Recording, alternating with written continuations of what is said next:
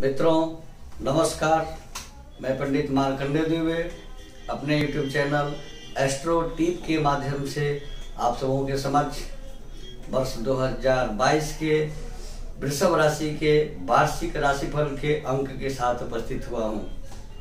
मित्रों सबसे पहले तो आप सभी को नव वर्ष 2022 की हार्दिक शुभकामनाएं।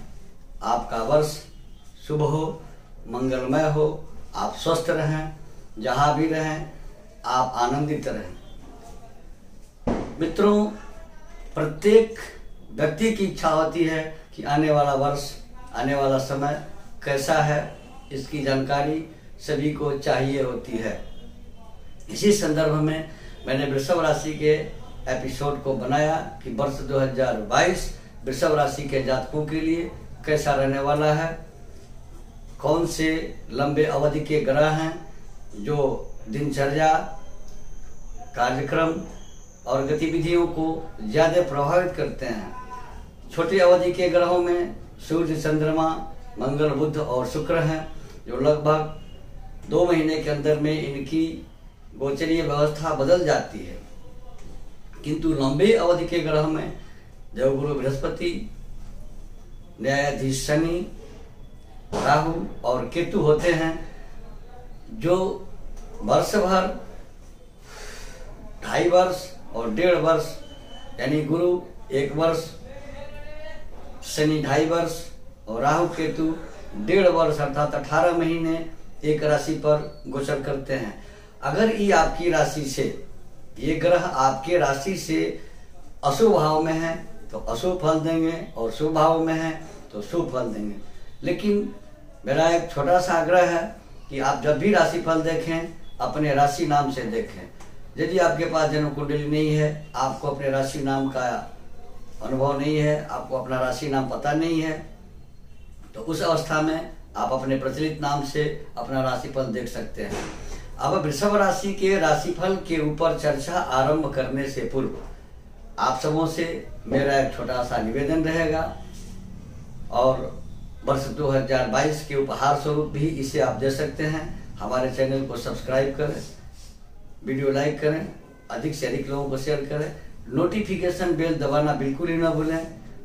नोटिफिकेशन बेल दबाने से हमारे सभी एपिसोड समयानुसार आपके पास आसानी से पहुंच सकेंगे।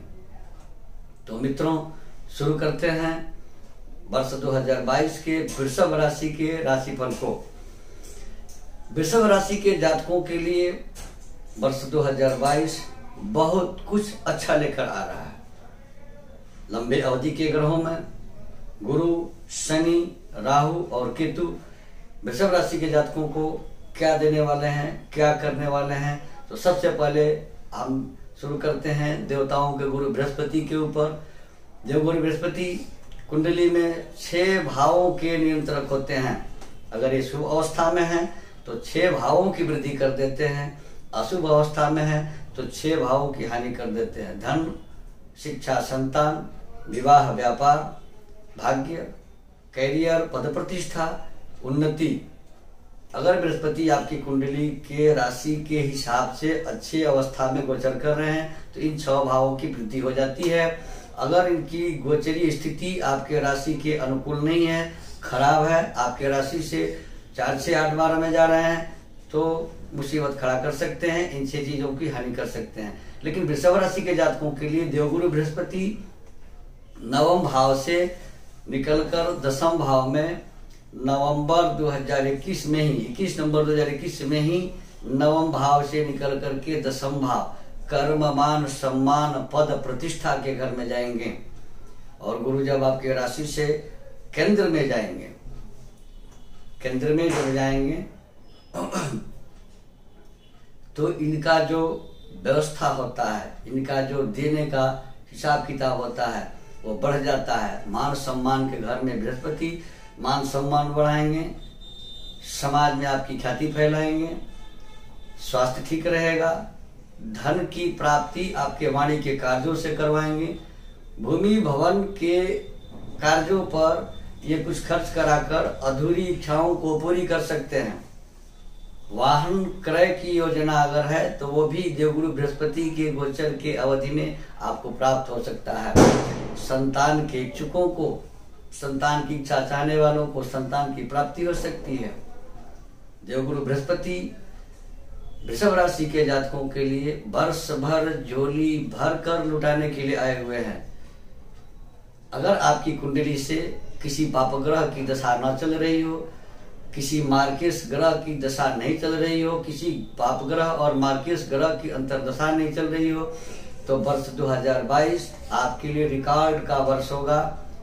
सारी सुविधाएं देवगुरु बृहस्पति उत्पन्न करा करके आपको उपलब्ध कराएंगे।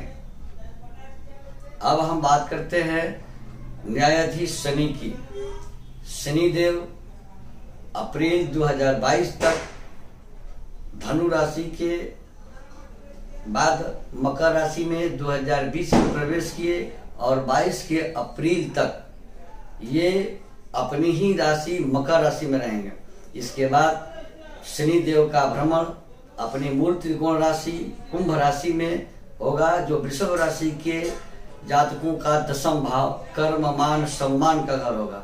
और शनि जिस भाव में स्थित होते हैं उसकी पुरजोर वृद्धि करते हैं। इनका मूल त्रिकोण राशि है, अपनी राशि है, और उसमें जाकर के केंद्रवर्ती हो जाएंगे। तो गुरु वहां पर पहले से विराजमान है, शनि जाएंगे और शनि केंद्रवर्ती होकर के एक राजयोग बनाएंगे, जो शशक नामक राजयोग होता है। पूरे वर्ष भर नहीं, 2024 तक इस शशक नामक राजयोग का लाभ वृषभ राशि के जातकों को मिलेगा। शनि न्याय के देवता हैं। इनकी जब स्थिति शुभ हो तो व्यक्ति को अन्याय के तरफ नहीं घूमना चाहिए, न्याय का सर्वदा साथ देना चाहिए। शनि के 10वें भाव में गोचर करने से वृषभ राशि के जातकों के सारे सुख सुविधाओं की प्राप्ति होगी, मान सम्मान बढ़ेगा, पद प्रतिष्ठा की प्राप्ति होगी। नौकरी के इच्छुकों को नौकरी की प्राप्ति शनिदेव करा सकते हैं। 10वें भाव में दशमेश का गोचर बहुत ही लाभ देगा। पिता से सुख की प्राप्ति होगी, पिता से रिश्ते अगर पहले से खराब थे तो उसमें सुधार हो जाएगा। अब हम बात करते हैं राहु की। जो राहु बाहु बलम करो तो सप्तम, राहु साहस के ग्रह है, साहस बढ़ाने वाले ग्रह हैं। अब इनकी स्थिति अगर गड़बड़ होती है 4, 6, 8, 12 में, अगर 4, 8, 12 में अगर राहु का गोचर होता है तो थोड़ी सी समस्या आती है। अप्रैल 2022 तक ये आपकी राशि वृषभ राशि में भ्रमण करेंगे। अप्रैल 2022 से ये आपके राशि के 12वें भाव में गोचर करेंगे, जो खर्च का घर होता है। राहु अचानक खर्चे अधिक कराएंगे। अब धन हानिकारक और पीड़ा कारक राहु हो जाते हैं 12वें भाव में जाकर के। तो राहु से निवृत्ति का उपाय हम एपिसोड के अंत में बताएंगे। 12वें भाव का राहु सुख सुविधाओं में कमी और हेल्थ इशू यानी स्वास्थ्य संबंधी समस्याएं दे सकता है। जीवन के दिनचर्याओं में अचानक तनाव और व्यवधान पैदा कर सकते हैं। इससे बचने के लिए जो उपाय है अंत में बताऊंगा। और अंत में बात करते हैं केतु की। तो केतु 6ठे भाव में जब गोचर करते हैं आपके राशि से, केतु का गोचर अप्रैल तक सप्तम में है। अप्रैल से ये 6ठे भाव में चले जाएंगे, शत्रु कर्ज और बीमारी के घर में चले जाएंगे। तो 6ठे भाव के केतु अचानक अपरिमित धन का लाभ करा देंगे, सुखदायक हो जाते हैं। केतु जब 6ठे भाव में गोचर करते हैं तो धन और सुख दोनों की वृद्धि करते हैं। केतु कुलस्य उन्नति, केतु खानदान की उन्नति करते हैं। 6ठे भाव के केतु कर्म भाव स्थित गुरु और शनि पर दृष्टि देंगे। गुरु शनि के साथ केतु का 9 पंचम राजयोग बनेगा। कर्म भाव के बाद धन भाव पर भी केतु की दृष्टि रहेगी, जो बुध की राशि मिथुन राशि होती है। तो वाणी अगर आपकी संयमित रहती है, वाणी को आप नियंत्रण में रखते हैं, तो केतु समय समय पर प्रचुर मात्रा में धन लाभ कराते रहेंगे। वर्ष भर धन लाभ होता रहेगा। केतु और राहु का गोचर 2023 तक जाएगा।